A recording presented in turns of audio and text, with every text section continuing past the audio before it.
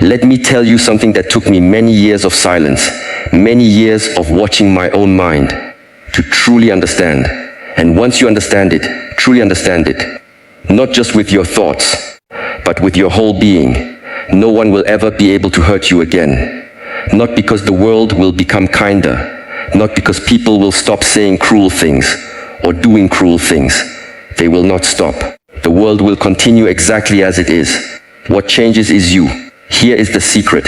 Pain does not arrive on its own. It needs an invitation. Someone can throw 1,000 words at you. Sharp words, cold words, words designed like knives, but those words are only sound moving through air until something inside you reaches out and says, yes, I agree with this, I will let this in. That agreement happens so fast, so automatically, that most people never even notice it's happening. They think the pain arrived the moment the words were spoken, but it didn't. There was a gap, a tiny space between the word and the wound. And in that space, a decision was made. You made it, without even knowing you had a choice. I want you to sit with that for a moment, because it is uncomfortable.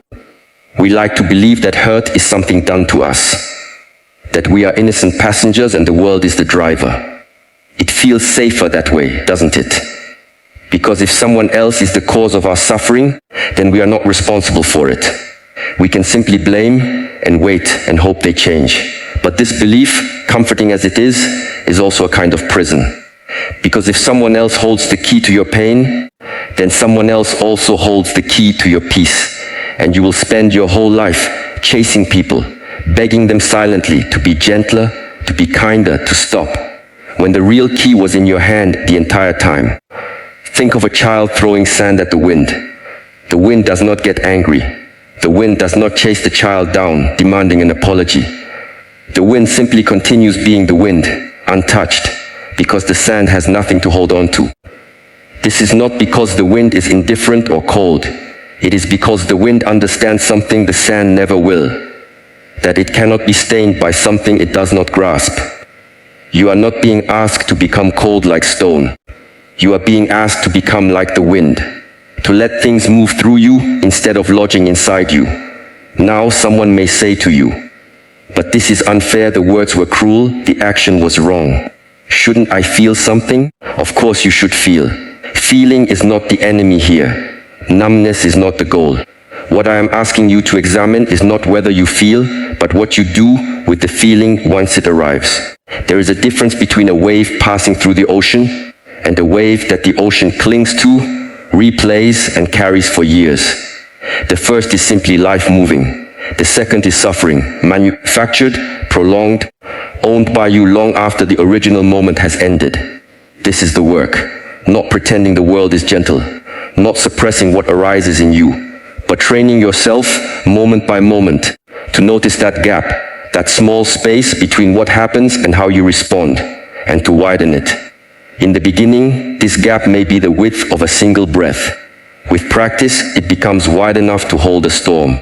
And once you can stand inside that gap, fully awake, fully aware, you will discover something extraordinary. The world's sharpest words become nothing more than wind moving through leaves. They make a sound. They do not make a wound. I am not telling you this so that you become hard or distant or pretend to be unaffected. I am telling you this because the moment you understand that your pain requires your permission, you stop handing that permission out so freely. You become the gatekeeper of your own peace rather than its hostage. And when you reach that place, truly reach it, something shifts permanently. People can still speak. People can still act however they choose. But their power over your inner world quietly, completely disappears. This is where true strength begins. Not in the fist, not in the armor, but in the silent space where you decide, every single time, what you will let in. Let me share with you an old story, one that has traveled through centuries of contemplation, because it carries something most people only discover after great suffering. And I would rather you discover it now, sitting here, than after years of unnecessary pain. There was once a man rowing his boat across a wide river, in the stillness of early morning. The water was calm, the mist had not yet lifted, and he was alone with his thoughts. Suddenly, out of the fog, another boat came drifting toward him and struck his own with a hard, jarring force. Now, if you had been this man, what would you have felt? Most of us, if we are honest, would feel a flash of irritation. Who is so careless? Who would dare? But as the mist cleared, the man saw that the other boat was empty. No one was rowing it, no one had aimed it at him. It had simply drifted, carried by the current, touched by no intention at all. And in that instant, his anger had nowhere to go. It simply dissolved. Because how can you be angry at an empty boat? This is one of the most important truths I can offer you about why people hurt each other, and why so much of that hurt is unnecessary. The collision was identical in both versions of the story. The same force, the same impact, the same disruption to his morning. What changed was not the event. What changed was the story he told himself about the event.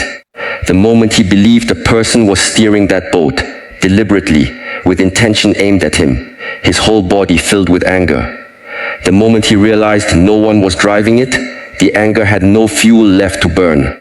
Now here is the question I want you to ask yourself the next time someone says something cruel to you, or wounds you with their actions. Is this truly an aimed boat, or is this an empty one, drifting on a current you cannot see? Because I promise you, most of the boats that strike us in this life are empty. The person who snapped at you this morning may be drowning in a grief you know nothing about. The person who criticized you cruelly may be repeating, almost like a puppet, words that were once said to them, wounds they never healed, patterns they never chose, but were given long before they ever met you. They are not steering toward you with full awareness and intention.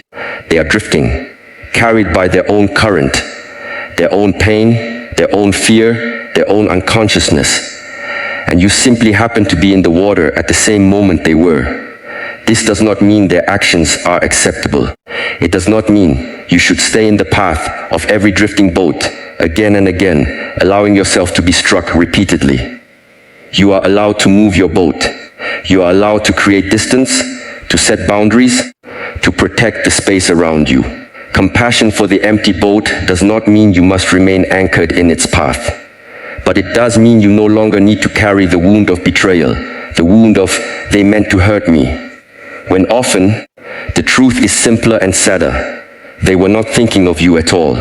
They were lost in their own fog. I have watched students arrive here, carrying years of anger toward people who likely do not even remember the moment that wounded them so deeply. They have replayed the collision 1,000 times, adding intention to it each time, sharpening it, until what was once a brief impact became a permanent scar they polish and protect like a treasured wound. And I asked them gently, are you certain that boat was aimed at you? Or have you spent years being angry at the river itself? This way of seeing does something remarkable to the human heart.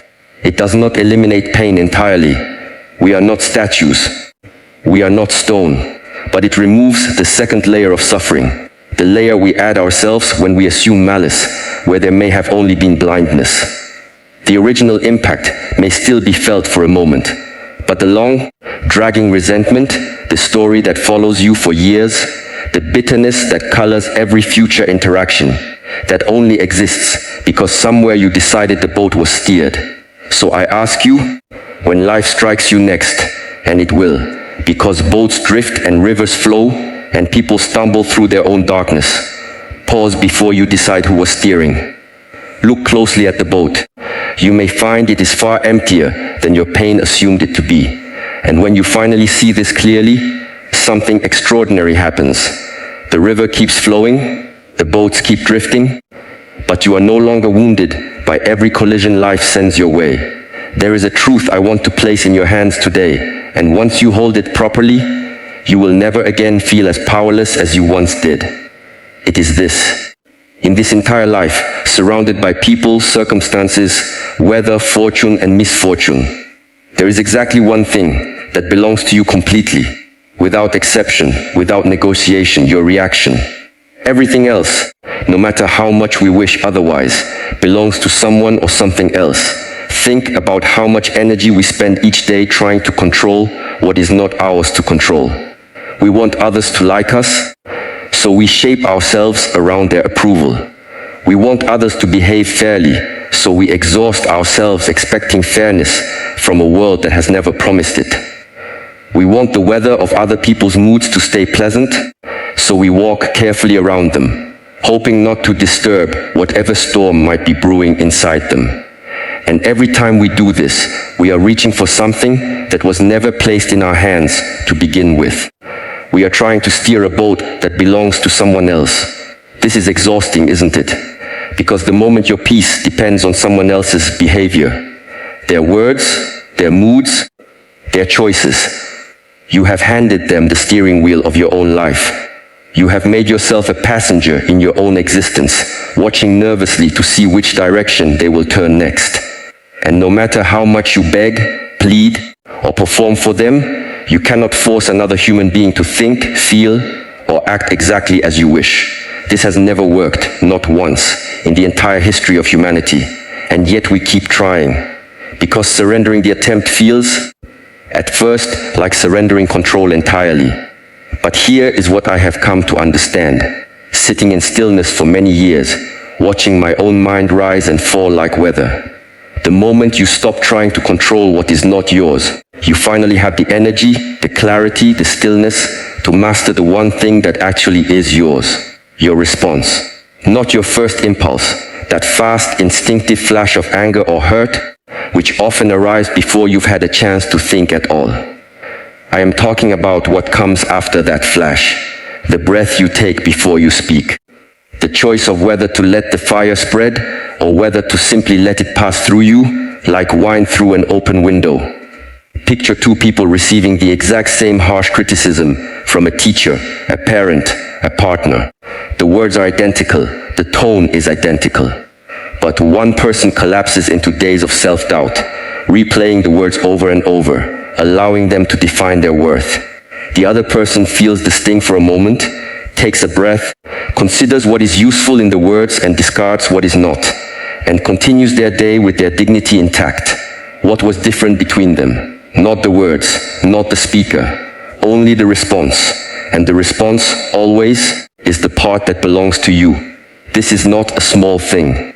This is in fact the entire foundation of inner freedom. Because if your peace depends on what other people say or do, you will never be free. You will spend your whole life at the mercy of moods you cannot predict and behaviors you cannot govern. But if your peace depends only on how you choose to respond, then no one, no harsh word, no unfair circumstance, no cruel intention can ever take that peace from you without your own permission. You become, in the truest sense, ungovernable. Not because nothing can touch you, but because you have claimed full ownership over the only territory that was ever truly yours.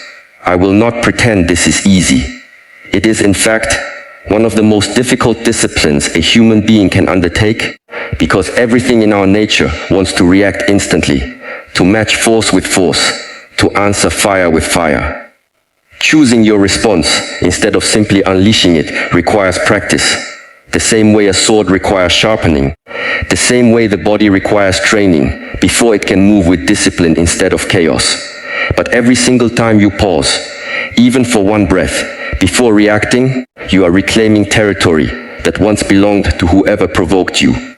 You are saying, silently but powerfully, this moment, this response belongs to me, and I will decide what to do with it.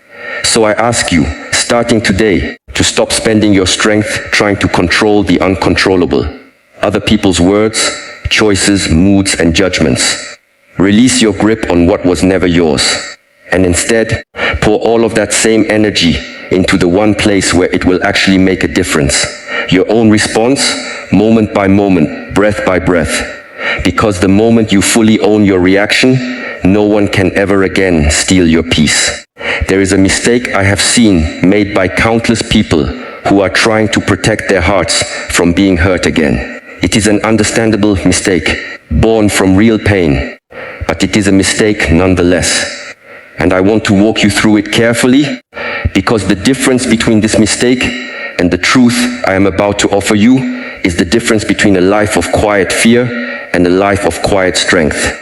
When people are hurt, deeply, repeatedly, They often respond by building walls. They close themselves off. They stop trusting easily.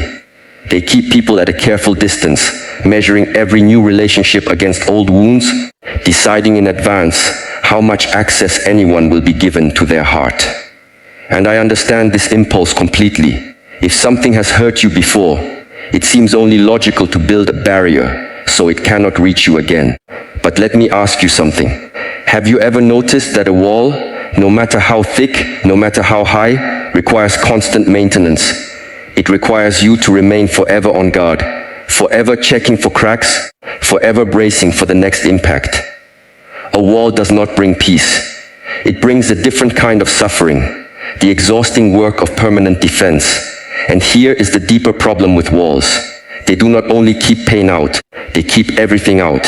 Love struggles to reach you behind a wall. Joy struggles to reach you. Connection, intimacy, the warmth of another human being truly seeing you. All of it is blocked by the very same structure you built to protect yourself. You may succeed in keeping certain pains at a distance, but you will pay for it with a kind of isolation that over time becomes its own deep wound. I have met many people whose walls were so well built that they no longer remembered what it felt like to be touched by life at all. They were safe, and they were also, quietly, suffering in a different way. The suffering of separation. So if a wall is not the answer, what is? I want to offer you a different image, one drawn from the natural world, because nature has always understood this better than we have. Think of a great tree standing in a storm. The wind howls. The rain comes hard and sideways.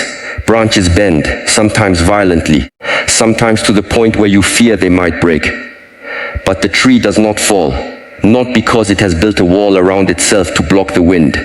Trees have no walls, but because of what lies beneath the surface, unseen, where the storm cannot reach. Its roots, deep, spreading, anchored into the earth. The tree does not need to stop the wind from arriving.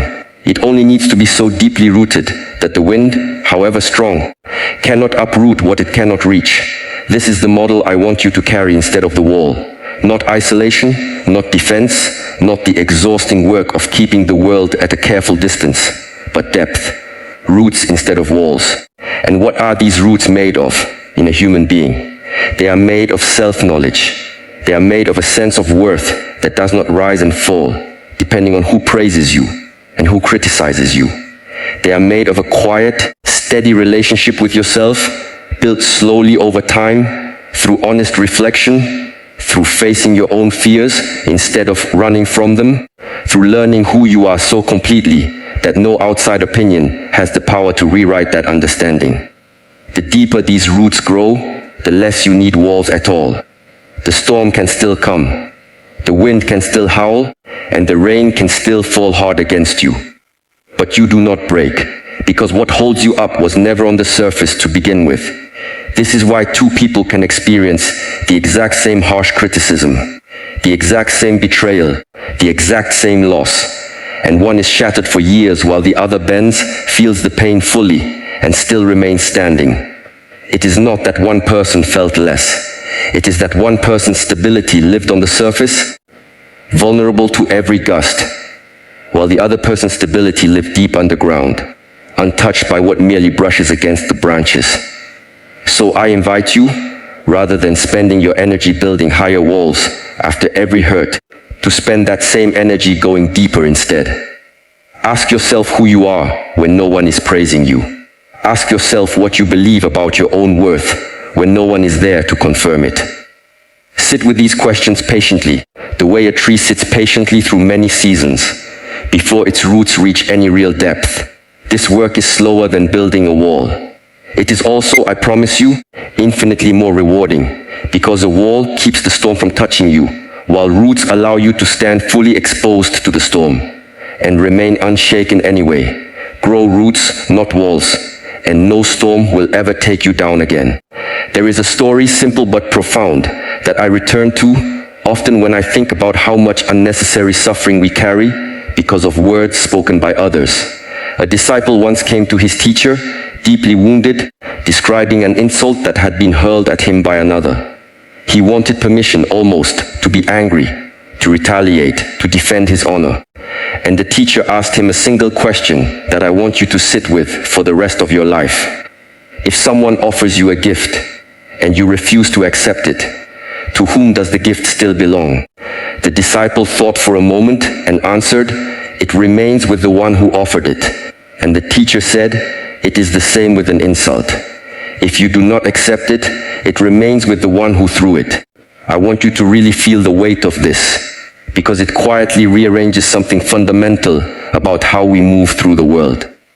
Most of us walk through life believing that an insult, once spoken, becomes ours the instant it touches our ears, as if words carry some magnetic pull, latching onto us whether we want them to or not. But this is not actually how it works. Words are thrown, yes. They leave another person's mouth with force, sometimes with real intention to wound. But whether they land, whether they stick, whether they become part of the story you carry about your own worth, that depends entirely on whether you reach out and catch them. An insult thrown into empty air, uncaught, simply falls to the ground. It does not chase you down the street. It does not climb into your bed at night uninvited.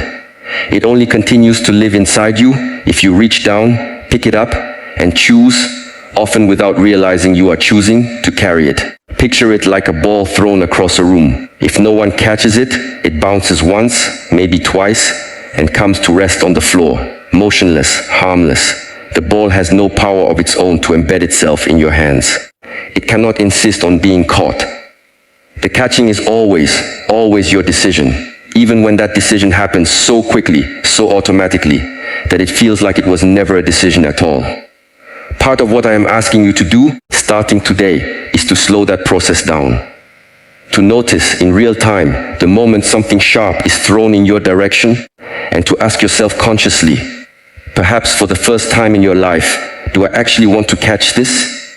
Now some of you may be thinking, but what if there is truth in what was said? What if I need to hear it, even if it stings? This is a fair and important question, and I am not suggesting that every piece of feedback, even harshly delivered feedback, should be left lying on the ground untouched. There is a real difference between catching an insult and receiving truth. Sometimes what is thrown at us, however clumsily, however cruelly delivered, contains something genuinely worth examining. In that case, you are not catching an insult at all. You are gathering useful information that simply arrived wrapped in poor packaging. You can take the lesson and leave the cruelty behind, the way a farmer keeps the seed and discards the husk. This is discernment, this is wisdom. It is not the same as catching venom, but so much of what is hurled at us in daily life contains no truth whatsoever. It is simply pain, released outward because it is easier for someone to throw their suffering at another person than to sit quietly with what is burning inside them. And this is the venom I am asking you to leave exactly where it falls. Not by pretending it didn't happen, not by suppressing what you feel, but through a clear-eyed recognition that picking it up serves no one, least of all you. I have watched people carry insults for 20, 30, even 40 years. A careless comment from a parent in childhood. A cruel remark from a classmate in a hallway, spoken decades ago by someone who likely does not even remember saying it. And yet that person still carries it today, polishes it, protects it, allows it to quietly shape entire chapters of their self-worth. The one who threw it moved on within minutes, perhaps forgot it by sundown the same day. The one who caught it has carried the weight for a lifetime. So tell me, in this exchange, who has truly been harmed the longest? Not the thrower, the catcher. So, here is the practice I leave with you today.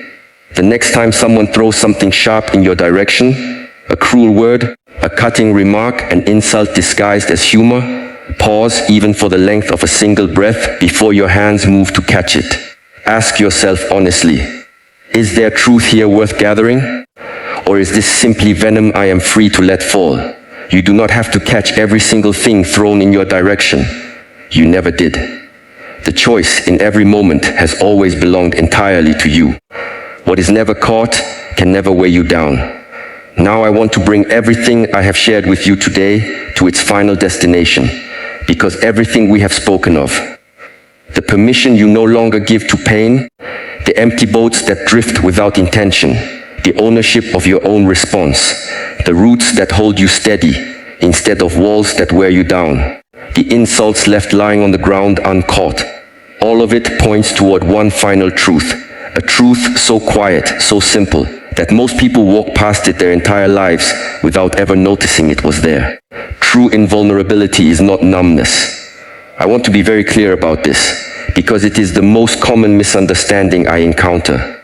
People often believe that to become untouchable, you must become cold, that you must stop feeling, stop caring, build some hardened version of yourself that nothing can penetrate. But a person like that is not strong. They are simply frozen. And frozen things do not bend in the wind, they shatter. What I am describing to you today is something entirely different. It is not the absence of feeling. It is the presence of something deeper than feeling.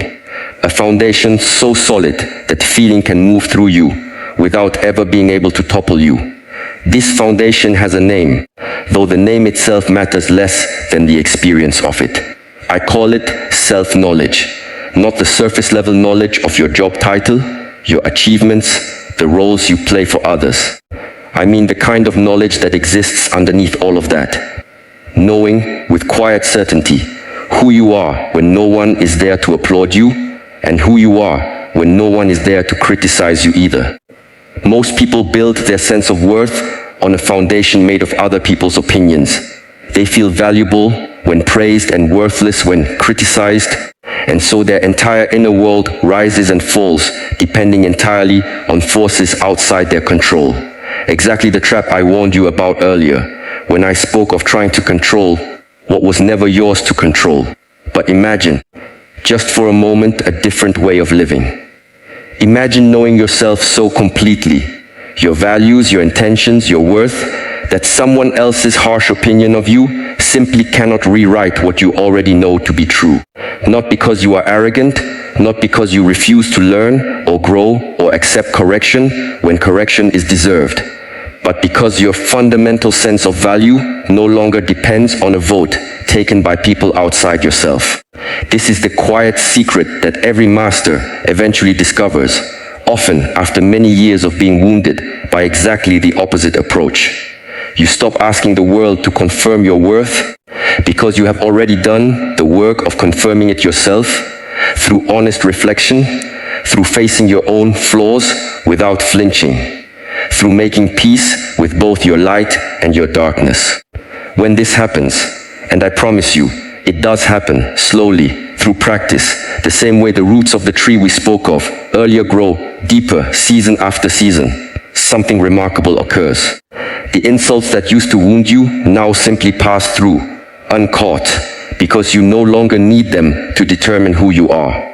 The empty boats that drift toward you no longer fill you with rage, because your peace is no longer dependent on the intentions of others.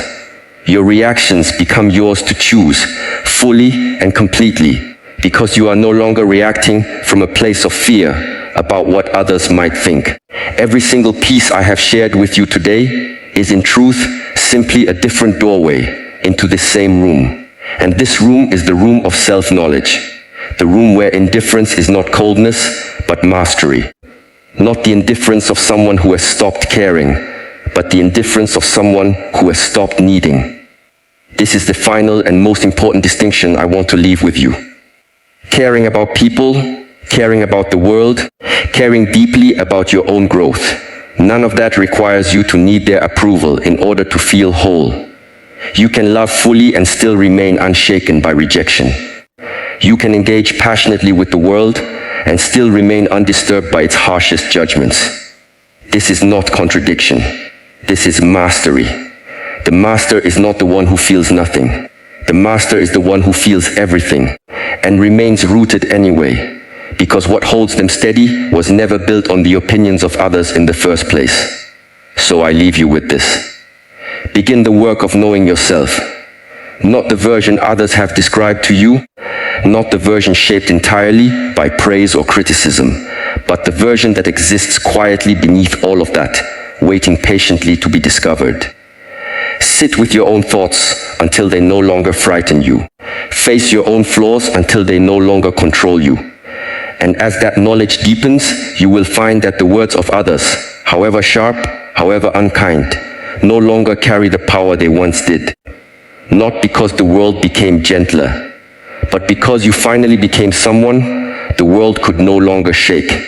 When you no longer need the world's permission to know your worth, no one can ever take it from you again.